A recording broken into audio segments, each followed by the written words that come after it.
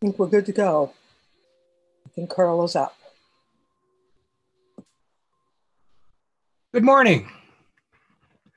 Welcome to Champlain Valley Unitarian Universalist Society. On this last day of the beautiful verdant month of May, the fifth Sunday of the month, I hope you have been able to find some beauty amid the uncertainties and anxieties of this very difficult time. My name is Carl Lindholm, and I'm a member of this congregation and serve today as a worship associate. Our service today will be led by our minister, Barnaby Feeder. Today is our annual flower communion, when we continue our tradition of building a communal flower bouquet online for the first time. So I hope you have with you a flower to share during the service. I have mine.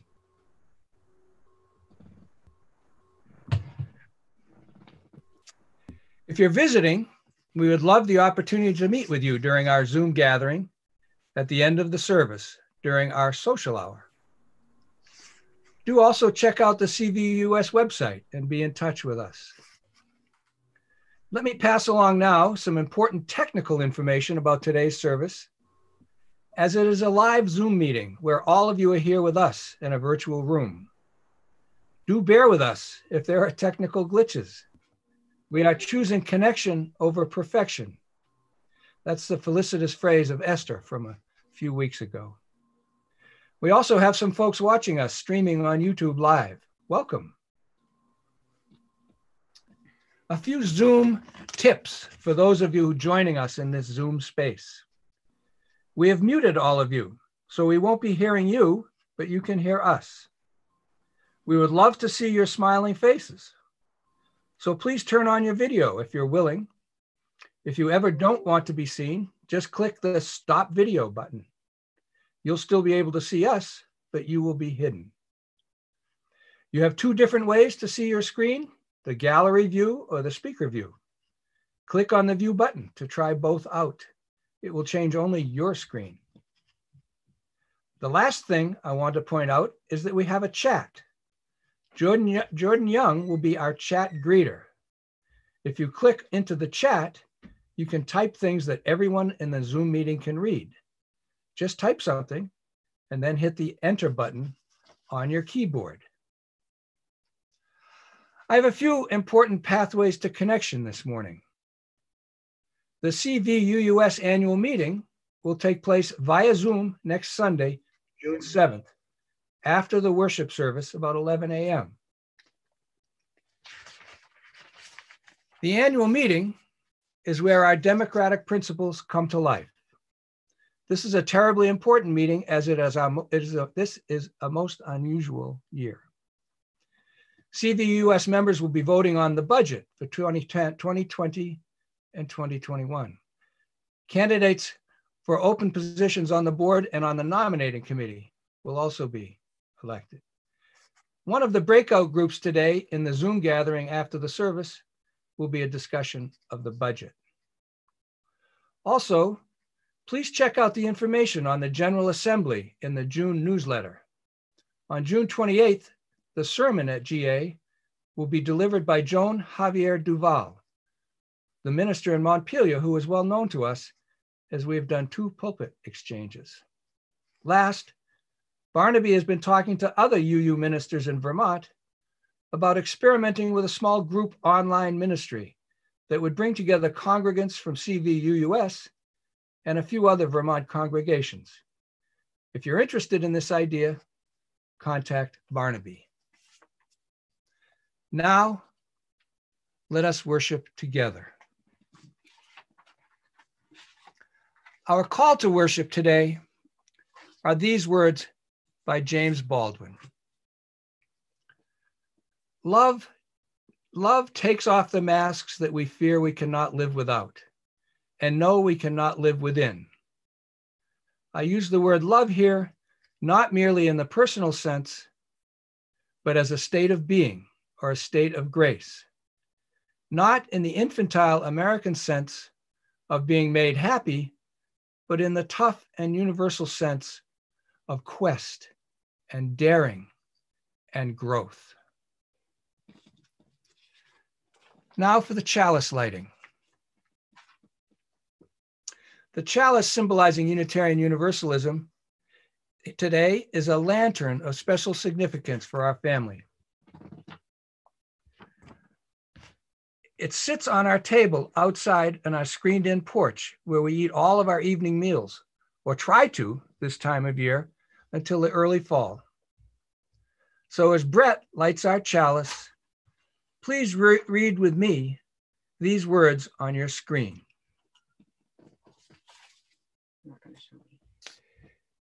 If ever there were a time for a candle in the darkness, this would be it. Using a spark of hope, kindle the flame of love, ignite the flame of peace, and feed the flame of darkness.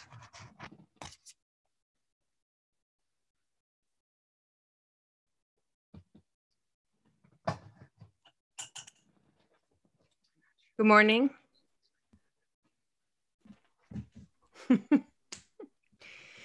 I'm Poppy, Director of Religious Exploration. I'm not able to see myself on my screen right now. So there we go. I just want to make sure that I'm still in the picture while I'm talking. So I have to admit that I had this story planned a while ago for Flower Communion, and then with everything that's happened out in the world, I've been struggling with it a little bit, but I'm going to keep going because I do think that there are actually a lot of links with the Flower Communion, and well, you'll see at the end.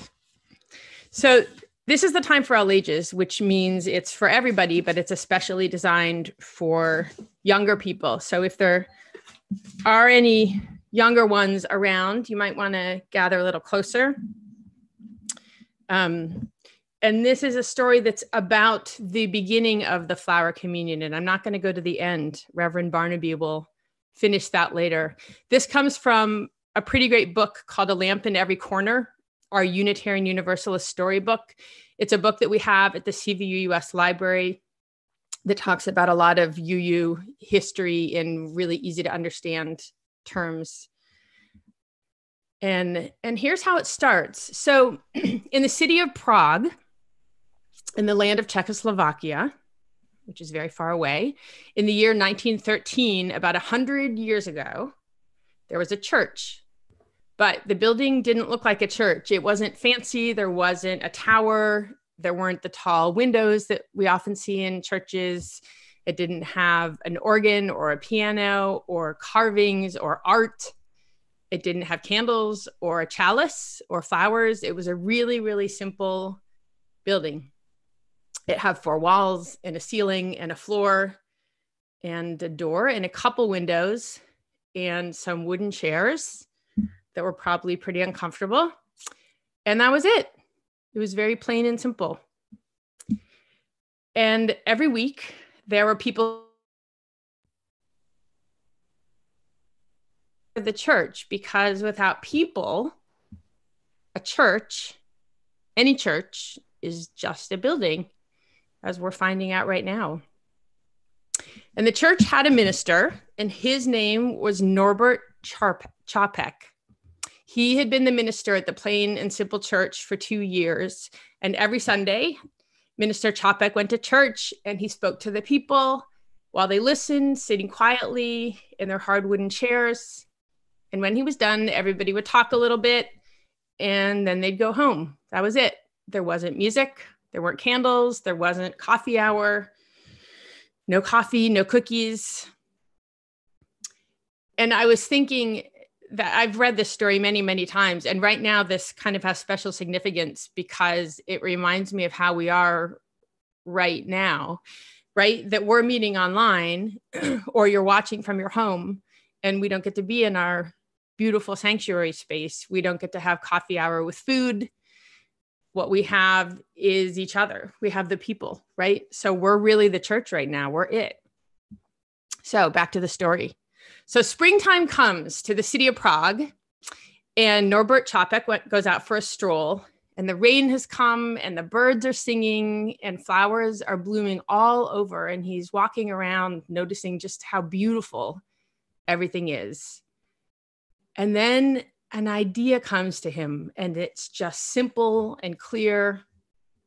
And so the next Sunday, he asks everybody when they come back the next week to bring a flower or a budding branch or a twig, something living. And he asks each person to bring one. And the people say, well, what? So what do you mean? Like, what kind of thing, or what color, or what size? And he says, you should choose. Each of you should choose the thing that you want to bring that strikes you. So the next Sunday, the people came with flowers of all different colors and sizes and kinds. And there were yellow daisies and red roses and white lilies and blue asters and dark-eyed pansies. And there were twigs with little buds and green leaves, and orange and gold and pink, all the colors. And the flowers filled vases, and they were all over the building. And the church wasn't so plain. The people were surrounded by these flowers now. So the minister speaks to everybody, and they're all sitting quietly in their hard wooden chairs. And he says, these flowers are like ourselves. They're different colors, and they're different shapes and different sizes. They each need different kinds of care, but each one is beautiful and important and special in its own way. And when he was done, the people talked a little bit, and then he asked them to each take a flower that someone else had brought, and they did, and they went home. And that was it. And that was the start, the very start of what we now call flower communion, which is a tradition that's celebrated every year, sometime in the spring, usually, but not always, in many, many Unitarian Universalist churches. And just like we are now, there's churches all over the country and world, actually, that are figuring out how to do this online, like we are with flowers and flower communion and traditions. And the reason that we choose to celebrate this is because it is about celebrating our differences, right? So like the flowers that are in the story, all of us and all of the people in the world who aren't here with us are different colors and different shapes and different sizes, and we all need different kinds of care. We're each beautiful and important and special. So that's why it ties in, I guess, with the uprising and protesting that's happening right now, because it's about the importance of difference and not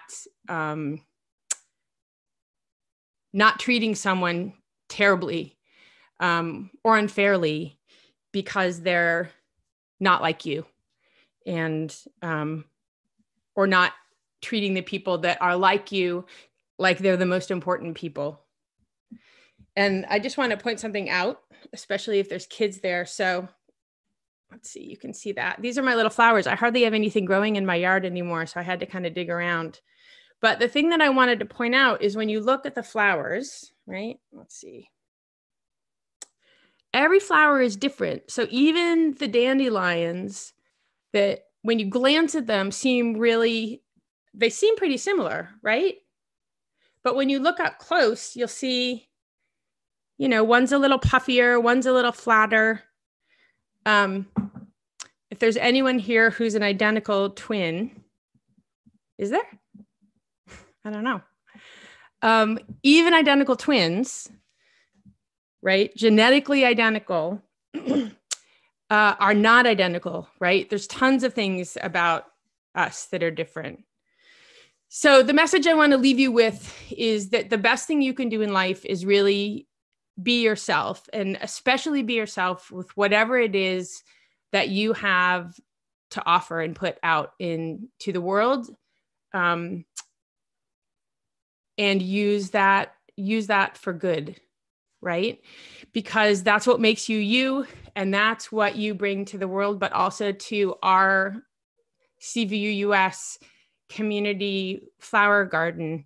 I used to say bouquet for flower communion. And then I was thinking, well, maybe this year we're more like a flower garden or a field or something, because we're all over the place, right? We're growing. We're not all together in a little vase. So if any of you are moved to, feel free in your chat in the chat here to share something that you think you bring to, it could be to the community, or it could be just something you love to do, something that you think makes you, you.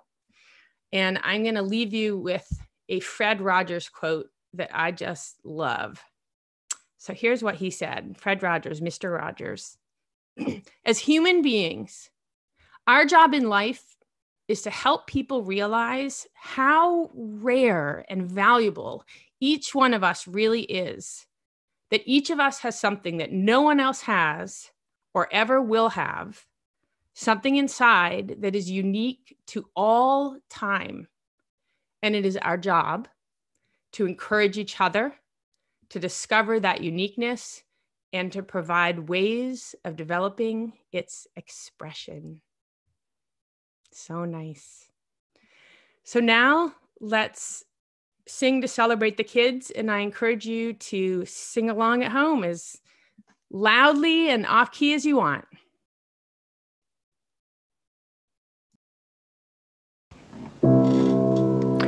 Let us open our eyes to see what is beautiful. Let us open our minds to seek what is true. Let us open our hearts to love one another. And may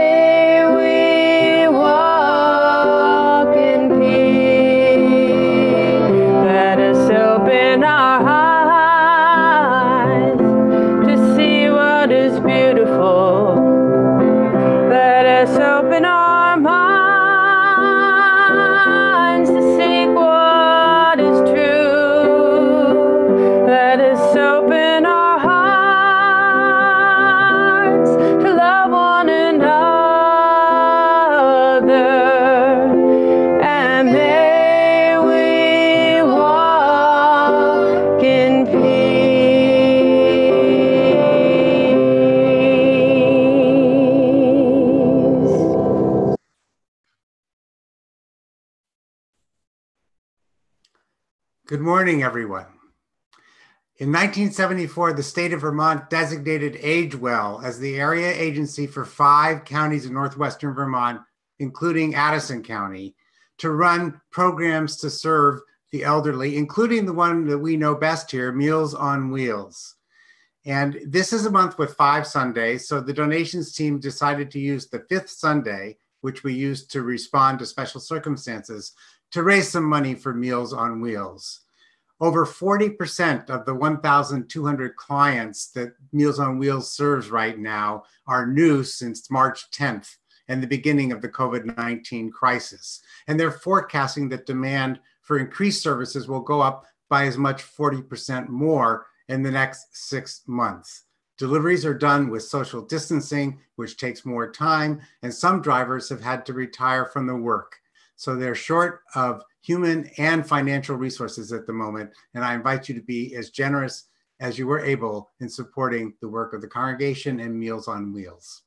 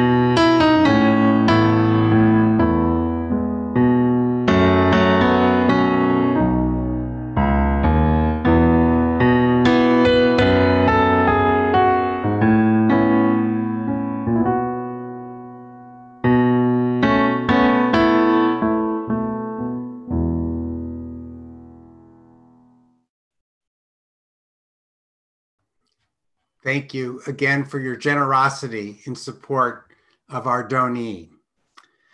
In the milestones and passage section today, we've been changing this on the fly. We've been changing a lot on the fly because of some technical difficulties.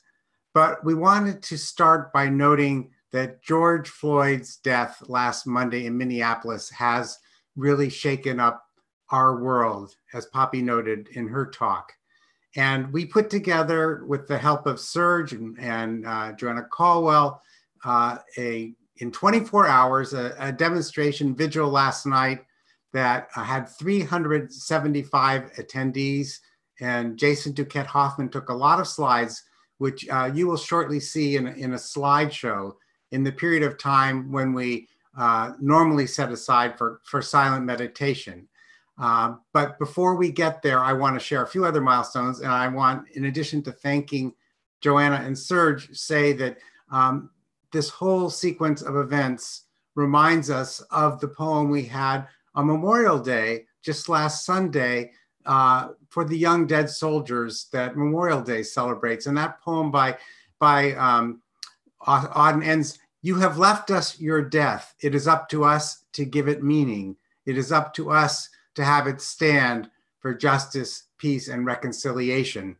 I've changed the words a little bit at the end, but it is up to us to take this moment and have George Floyd's death stand for justice, peace, and reconciliation. And we'll have more to say about that later.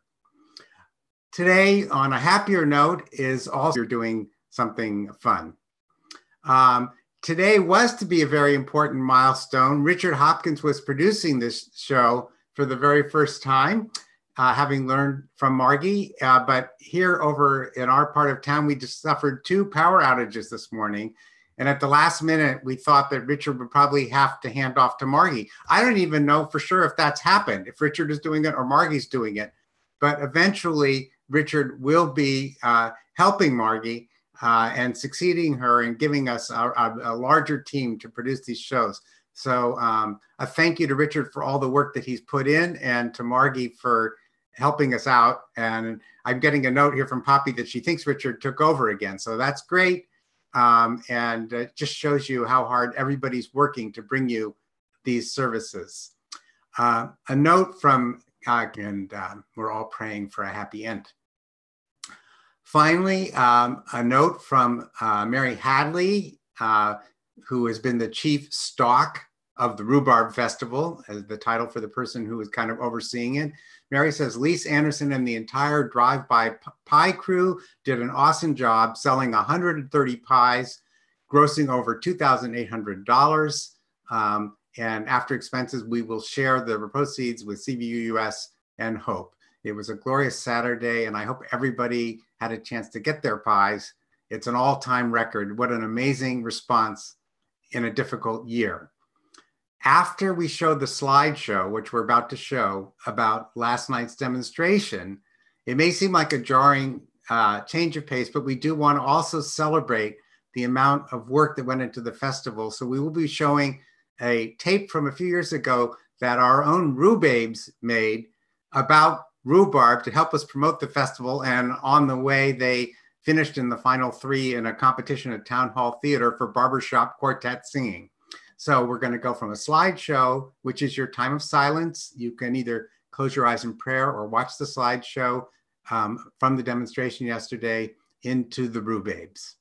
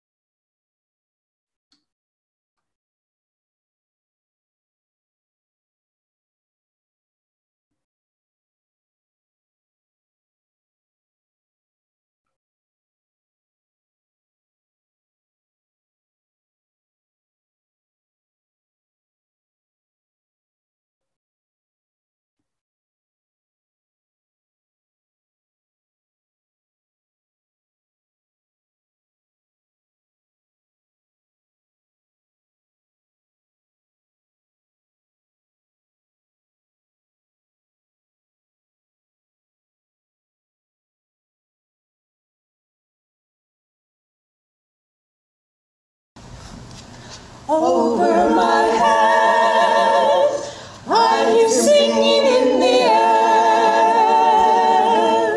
Over my head, I hear singing in the air. Over my head, I hear singing in the air. There must be a God somewhere. Over my head, I see rhubarb in the air. Over my head, I see rhubarb in the air. Over my head, I see rhubarb in the air. There must be a pie somewhere.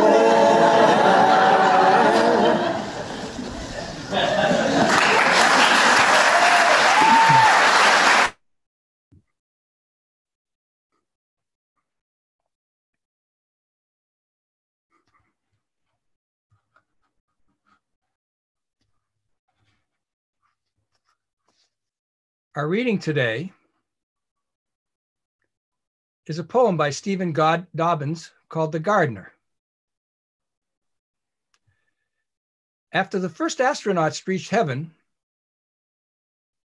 the only God discovered in residence retired to a little brick village in the vicinity of Venus. He was not unduly surprised. He had seen it coming since Luther. Besides, what with the imminence of nuclear war, his job was nearly over. As soon as the fantastic had become a commonplace, bus tours were organized, and once or twice a day, the old fellow would be trotted out from his reading of Dante and asked to do a few tricks: lightning bolts, water spouting from a rock, blood from a turnip. A few of the remaining cherubim would fly in figure eights and afterwards sell apples from the famous orchard. In the evening, the retired god would sometimes receive a visit from his old friend, the devil. They would smoke their pipes before the fire.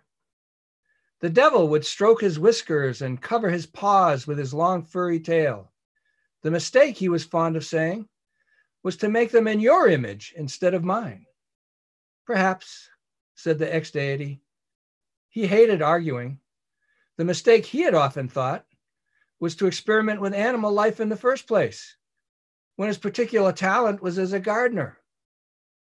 How pleasant Eden had been in those early days with its neat rows of cabbages and beets, flowering quince, 100 varieties of rose. But of course, he had needed insects. Then he made the birds, the red ones, which he loved. Later came his experiments with smaller mammals, squirrels and moles, a rabbit or two. When the temptation had struck him to make something really big, he had first conceived of it as a kind of scarecrow to stand in the middle of the garden and frighten off predators. What voice had he listened to that convinced him to give the creature his own face? No voice but his own. It had amused him to make a kind of living mirror, a little homunculus that could learn a few of his lesser tricks. And he had imagined sitting in the evening with his friend the devil, watching the small human creatures frolic in the grass. They would be like children, good-natured and always singing. When had he realized his mistake? Perhaps when he smiled down at the first and it didn't smile back. When he reached down to help it to its feet and it shrugged his hand aside. Standing up, it hadn't walked on the paths marked with white stones, but on the flowers themselves. It's lonely, God had said. So he made it a mate, then watched them feed on each other's bodies, bicker and fight, and trample through his garden, dissatisfied with everything and wanting to escape.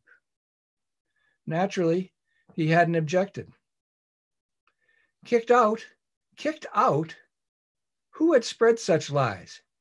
Shaking and banging the bars of the great gate, they had begged him for the chance to make it on their own.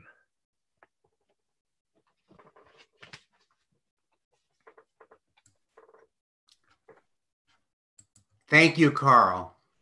Just as Stephen Dobbins presented a much more complicated picture of the Garden of Eden story, flower communion is more complicated than we were able to present to you in the Time for All Ages. And that's good. We need a complicated flower communion for these times. So I'm going to return to the ritual that Poppy described to you, stunning in its simplicity and its impact in its earliest days. And I'm going to flesh out the story. I'm going to tell you what happened after that first celebration, because flower communion is not just a celebration of nature's beauty and diversity. It has over time also become a celebration of the spiritual power of reverence for these blessings in the face of oppression and disaster. Now, Chapek had been ordained as a Baptist minister, but he had embraced Unitarianism while living as a refugee in the United States during World War I. During this time of exile, his wife had died, leaving him with 8 children. He remarried a Czech immigrant named Maha, who was a librarian in the New York Public Library. In 1921, Chapek and Maha returned to Prague, determined to create a Unitarian congregation there. They had influential support in the form of their friendship with Charlotte Masaryk, the Brooklyn-born Unitarian wife of Thomas Masaryk, the founding leader of the new nation of Czechoslovakia, which had been created as part of the dismantling of the Austro-Hungarian Empire by the United States and its allies at the end of World War I. Both Masaryk, the president of the new republic, and his son made appearances in the new Unitarian pulpit. Maha was ordained as a Unitarian minister in her own right in 1926. Their modest little church grew to more than 3,000 members in the 1930s. There were more than 600 children in its Sunday school, and several other churches patterned after this had sprung up. But then, though the humanism of the Roaring '20s and the heady days of Czechoslovakia's new independence gave way in the 1930s to worldwide economic depression and the rise of fascism, the flower communion became a day of congregational comfort, hope, and joy in the face of gathering woes. When Nazi Germany occupied Czechoslovakia in 1939, Maha went back to the United States to raise money to help refugees. She introduced the flower communion to American Unitarians in a worship service in 1940 at the historic First Parish Unitarian Church on Harvard Square in Cambridge. In 1941, her husband Norbert and their daughter Zora were arrested by the Gestapo. Chapek was eventually sent to Dachau concentration camp, where he is thought to have died in a gas chamber in 1942. But his flower communion had already begun spreading through the Unitarian movement in this country. This hard side of the flower communion story reminded me of Stephen Dobbins' poem, The Gardener. Now, this poem can be read as an irreverent look at both God and human nature, but it also suggests that there is something fundamentally simpler about plants than people. Botanists may beg to differ. Plants and flowers are sophisticated expressions of intelligent life in ways that we routinely fail to grasp. But the poem portrays us, human beings, as closer to divine in their powers, and as a result, demanding of the chance to make their own mistakes. No wonder the Garden of Eden, as Dobbins portrays it, feels like a lockdown for the humans. No wonder they start banging on the gates, demanding release into the wider, albeit deadlier world outside. Well, here we are in the midst of the pandemic, free to make our mistakes, and we are making plenty of them. This year, more than ever, maybe we need to go back to the simple, simplistic, yet clear-cut message Chapek invited us to see in any arrangement of flowers. Whatever our differences, we are more beautiful together than on our own. And we are most beautiful when we appreciate the importance of people who seem different from us. And so, in closing this introductory homily, I want to invite you to listen closely to this adaptation of a prayer Chapek used in his flower communion during the 1920s and 30s in Prague. Infinite Spirit of life, we ask thy blessing on these, the messengers of friendship and love. May they remind us, amid diversities of knowledge and of gifts, to be one in desire and affection, and devotion to good and beauty. May they also remind us of the value of comradeship, of doing and sharing with one another. May we cherish friendship as a most precious gift.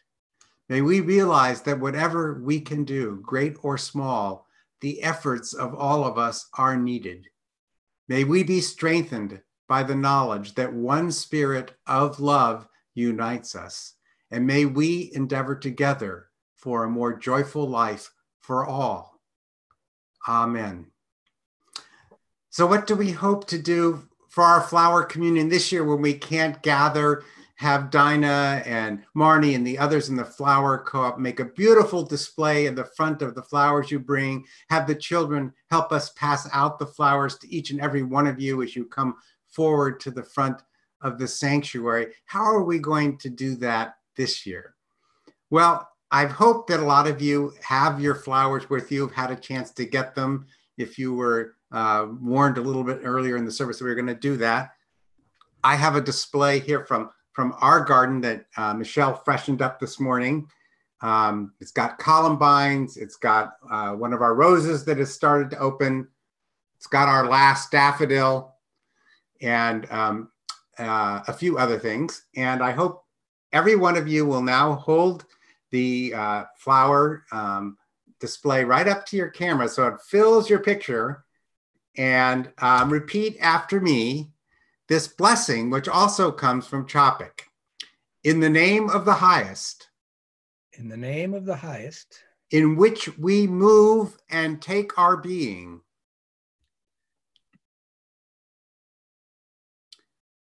And in the name of the deepest. Which makes father and mother, sister and brother,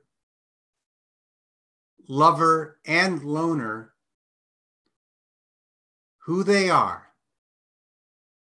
We bless these flowers. Now, I hope you've had a chance to look at the flowers on display in addition to your own. And if you would, in your head, could just name one that you saw that you would like to take home if you had the chance. Once you've done that, I want you to, in silent prayer, in your own words, pray that we will be, a year from now, back at our sanctuary so that you can walk up to the front of our room, receive a flower from one of the children, and go home with it.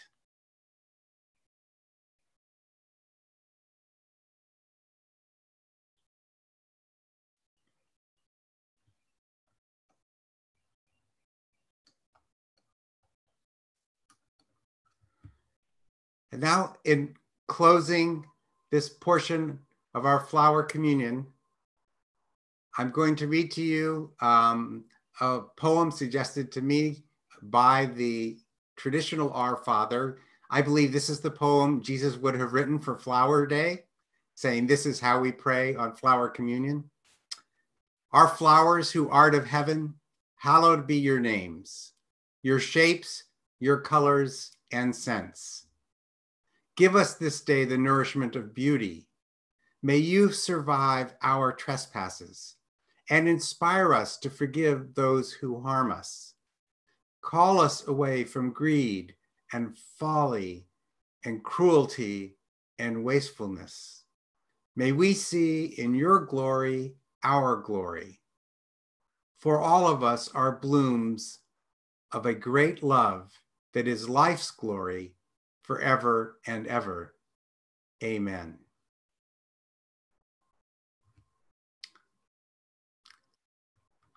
And by way of benediction before our closing hymn, I want to read you first a haiku by the Japanese master poet Basho, as translated by Robert Bly.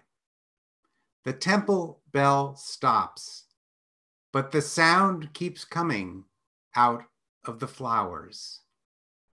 And my prayer for you today is, may the sounds born of beauty and the life-sustaining love in each of you keep coming out of you long after today's worship has stopped. Amen.